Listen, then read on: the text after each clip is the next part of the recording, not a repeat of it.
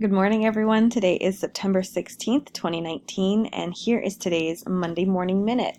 And before I get much further, I just want to apologize for my scratchy voice. I'm getting over a cold, so apologies that you have to listen to it for the next several minutes. I'll try to make it brief. So for today, we will first of all recap last week's readings. I'll then touch on this week's readings, which have to do with working with diverse learners and student populations. And then finally, we'll take a quick look at our upcoming major assignment, the Teaching Metaphor Project, which is due this Sunday, September 22nd. So first, to think back to last week, we read a chapter in the Jones & Jones text. We looked at a 2-minute video of Victoria Purcell Gates, and there was an Edutopia slide share, and all of these had to do with the very broad theme of building positive relationships between our students' parents and families, caregivers, and their communities. And so I pulled a couple of ideas that you all shared in our discussion board this week from your critical responses. And so I first want to start with something that Amanda said, and I'm curious, she takes issue with something that Victoria Purcell Gates says, and so I'd love for us to kind of think about our own responses to what Amanda's pointing out here. So Amanda writes, "One thing I disagreed with in the Purcell Gates video was the idea that schools are doomed to fail when they are trying to get parents in the school. I think that having activities like breakfast with buddies is a great way to build on a relationship. Should it be the only means of relationship building? No way. However, social psychology has proven time and time again that we like people that we see more often, a principle of proximity. So I think if we start the school year off by getting out in the community and using parents as a resource to better understand their child, then the activities that lure caregivers into the school could further strengthen the relationship between the caregivers, teachers, and students." Amanda goes on to talk a little bit about how even when we're kind of naming these sorts of activities like breakfast with buddies, we need to be mindful of the fact that not all of our parents, or all of our students rather, live in sort of nuclear families, right? Our students come from a variety of family structures. So if we have activities like she gave examples like donuts with dads or muffins with moms, that's some exclusionary language, right, that will leave some of our students out. So something to be mindful of. And thank you so much, Amanda, for raising this point. Also, I wanted to bring to your attention something that Abby wrote dealing with Maslow's hierarchy of needs. So she writes, "I'm reminded, thinking of the readings, of Maslow's hierarchy of needs pyramid. Maslow's theory can be implemented in teacher best practice through the home visit and reminds me of this week's emphasis on establishing relationships with home. These home visits and relationships with parents can help inform the teacher if the student's most critical needs, food, water, safety, are being met. Only then can the student develop social emotional skills that are crucial to build and maintain relationships." Now, I'm not entirely sure of the level of familiarity that we all have with Maslow's hierarchy of needs. I'm guessing those of us coming from psychology backgrounds are probably very familiar. But so I included this tiny little pyramid down here, this tiny little Maslow's pyramid. The general idea put forth by Abraham Maslow is that we all have needs, right? And some of our needs can only be met if others have been met beforehand, such as, the base level here, physiological needs. And Abby's talking about them, right? Food, water, do you have shelter? The next level, safety, which I suppose probably includes shelter, but is your home environment safe? And these are hierarchical. They're also sort of cumulative. So the point being that unless we have these base needs met, it's really difficult to get to these higher levels of needs, which include esteem and self-actualization. So thank you, Abby, for bringing some additional theory into our discussion this week. So this week we have 2 readings. We have a chapter from the Emmer and Evertson textbook, and then also I included a piece on culturally responsive classroom management strategies from the New York University School of Education. And I hope that you will see some overlaps here and also some dissonances, perhaps. Again, I'm looking at you psychology folks.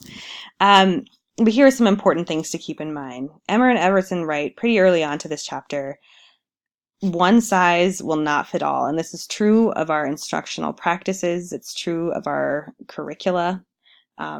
It's true of our pedagogy, right? And so they bring up a lot of different populations of students, and they get very specific and very detailed. And I kind of wish that there was sort of a disclaimer, with every subsection that would just kind of emphasize this. Like, just because you know that your student, for instance, is in a remedial class does not mean that like the same thing that worked with a student in a class before that was also remedial will be effective.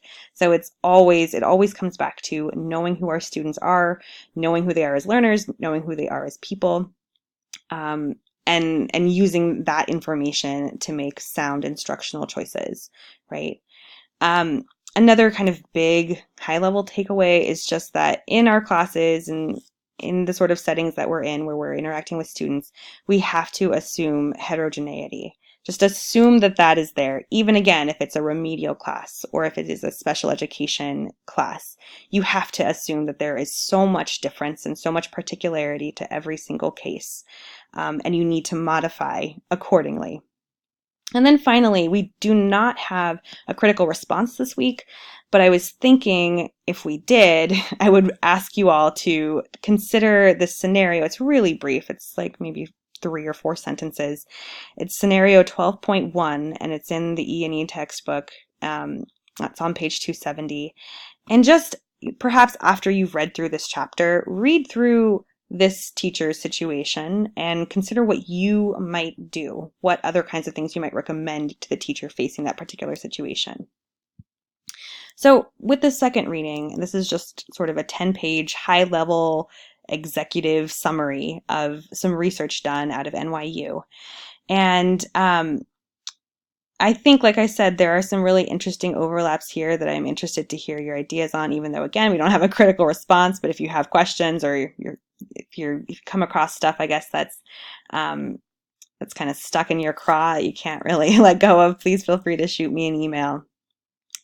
But, when thinking about working with diverse learners and diverse populations of students, I thought we would be remiss if we didn't consider cultural responsive teaching and learning and classroom management in this discussion. So the authors, cull the research and come up with 4 basic tenets of culturally responsive classroom management, CRCM they call it.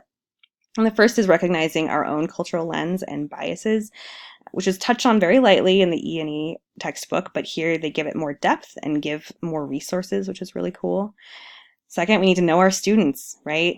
As I was saying earlier, we need to know them, who they are as learners, but we also need to know their cultural backgrounds, right? And they have great suggestions for activities to do just this. We also have to realize that our class is not separate from the broader social, political climate that exists beyond the walls of our classroom. A lot of teachers, I think, prefer to believe that all of that stuff can be left at the door, but it can't, right? Our classrooms exist in the world and are products of the world. So that's something we also need to kind of keep tabs on and to reflect on. And then finally, the last piece is that we got to be willing to implement these strategies described above, right? We have to actually put the pedal to the metal. Is that the expression? We have to make sure that the rubber meets the road. There are all these metaphors we can go, but we have to do it, right? We have to actually live out our beliefs and what we value. And I suppose the assumption here is that what we value is ensuring our students' academic success, which totally is dependent upon our ability to teach them effectively.